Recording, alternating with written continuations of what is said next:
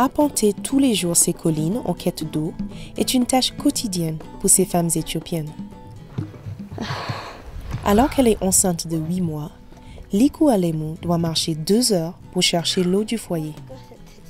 Les disputes éclatent souvent autour de ce puits, pourtant petit et boueux. Liku sait qu'elle doit y arriver de bonne heure pour espérer revenir avec le précieux liquide. Nous allons chercher l'eau ensemble avec ma belle-mère. Elle est vieille et je suis enceinte.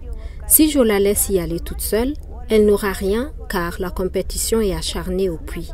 Et si j'y vais toute seule, dans mon état, je ne peux pas porter tous ces jerrycans. Donc, nous y allons ensemble. Plus au sud, la même histoire se répète.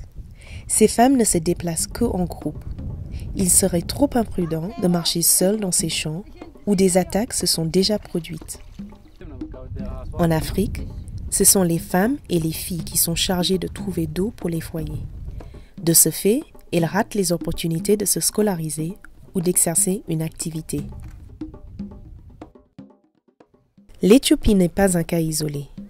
Dans les zones rurales du Sénégal, les centres de santé ne peuvent pas fonctionner faute d'eau. Un défaut de planification que déplore Ngome Sao, accompagné de son petit-fils. C'est à cause du manque d'eau que le centre ne peut pas fonctionner. Il est fermé alors que nous avons besoin d'aide. Vous voyez vous-même, c'est fermé. Alors qu'il n'y a qu'un centre de soins, mais il n'y a pas d'eau. Dans le village voisin, la famille d'Ngome a faim. Il n'y aura pas de déjeuner aujourd'hui.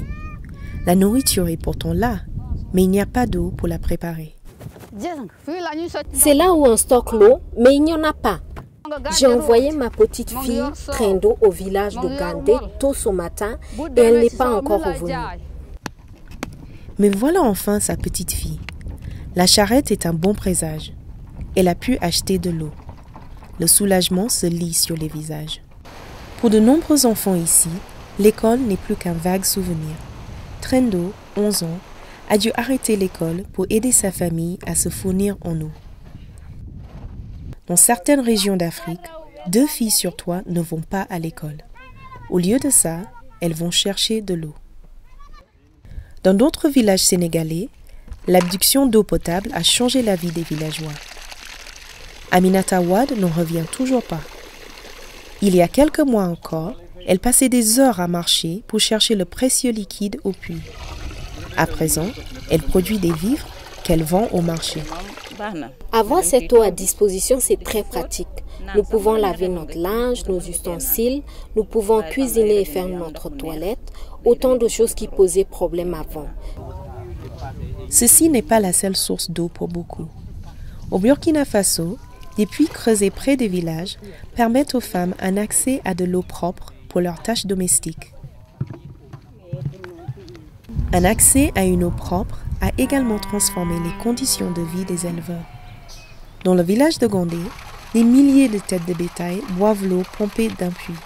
Amadoul a vu doubler son troupeau depuis la mise en service de ce puits et ses revenus, tirés de la vente de lait et de viande, ont considérablement augmenté. Il nous arrivait de passer 2 nuits sur place sans une goutte d'eau. Le bétail en souffrait. Les bêtes perdaient du poids et beaucoup sont mortes de soif. Mais à présent, nos vaches sont en bonne santé. La disponibilité de l'eau dans les zones rurales a non seulement permis un accès à l'eau potable, mais a également fourni un moyen de subsistance à des vendeurs d'eau, ainsi qu'un coup de fouet aux commerces ruraux qui dépendent de l'eau pour leurs opérations. En Afrique, faire ses besoins à ciel ouvert est une pratique courante, source de nombreuses maladies. Dans cette école d'Anjozorobe à Madagascar, quelques 1000 élèves partagent une seule toilette. Quant à celui des enseignants, il a été emporté par le dernier cyclone. Afin d'améliorer les niveaux d'hygiène et d'assainissement des écoles et des villages, il est nécessaire de faire construire des toilettes écologiques qui sont faciles d'utilisation et qui réduisent les risques sanitaires liés à l'assainissement et les déchets humains. Indispensable pour le bétail, l'eau ne l'est pas moins pour les cultures et donc pour la sécurité alimentaire. Mais dans des zones régulièrement touchées par la sécheresse, comme au Burkina Faso, les fermiers peinent à irriguer leurs terres. Ce petit groupe d'agriculteurs s'est associé en coopérative, mais leur avenir est sombre. Le barrage dont ils dépendent est en train de s'assécher. Depuis que le barrage a été créé, il n'a pas été entretenu et les limons se sont accumulés, ce qui fait que le volume d'eau disponible a diminué. Cela va avoir des conséquences pour nos exploitations. Avec les conséquences du changement climatique, une planification en amont est impérative pour permettre aux populations de maintenir les activités et leur mode de vie. La construction d'infrastructures de stockage de l'eau est dès lors essentielle pour lutter contre les effets du changement climatique et mettre à disposition cette eau indispensable aux besoins des bases de communautés. Dans le village d'Amboanonoka à Madagascar, l'eau est disponible gratuitement, mais elle n'est pas potable. Les habitants doivent marcher 1 heure pour puiser une eau de source dévalant la colline. Razaka Swavina cultive du riz sur son exploitation de 40 hectares. Mais la prochaine récolte sera maigre comparée aux années précédentes. En cause, le barrage voisin qui a cédé et n'a pas été réparé. Développer le grand potentiel qui existe en Afrique en matière d'hydroélectricité et d'irrigation, un potentiel jusqu'ici peu exploité, est impératif afin d'assurer la sécurité énergétique et alimentaire. Dans certaines parties de l'Afrique, la rareté de l'eau n'est pas le principal problème. Le plus souvent, c'est l'absence de gestion cohérente qui est en jeu. Cette gestion chaotique, ajoutée aux effets du changement climatique, pose de réels problèmes de sécurité alimentaire.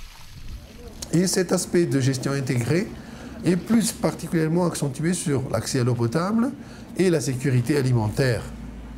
Et dans ce cadre, plus particulièrement tenant en compte des changements climatiques. Donc il y a aussi surtout la relation avec le secteur de l'environnement en matière de préservation des ressources en eau.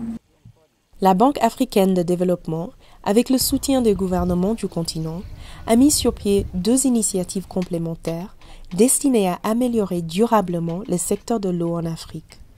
L'initiative pour l'alimentation en eau et l'assainissement au milieu rural a été lancée en 2003 en réponse aux objectifs du développement du millénaire.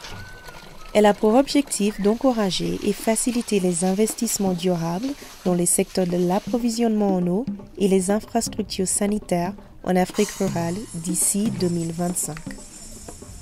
Aujourd'hui, 31 programmes sont en cours dans 23 pays, fournissant un accès à l'eau à 33 millions de personnes, ainsi que l'assainissement à 21 millions de personnes.